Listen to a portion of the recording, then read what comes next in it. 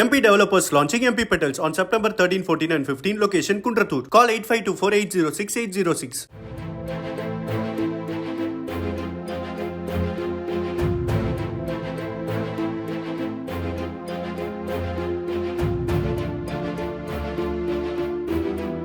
பாளையங்கோட்டை அருகே மிட்டாய் என நினைத்து கொசுவர்த்தி சுருளை இரட்டை குழந்தைகள் சாப்பிட்டதாக கூறப்படும் நிலையில் குழந்தைகளின் தாய் மஞ்சுவிடம் போலீசார் விசாரணை நடத்தி வருகின்றனர்.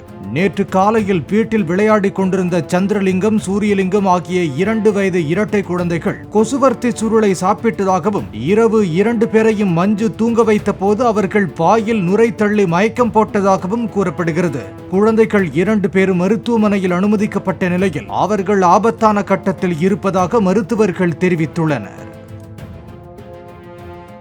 MP developers launching MP Petals on September 13, 14 and 15. Location Kundratur. Call 8524806806.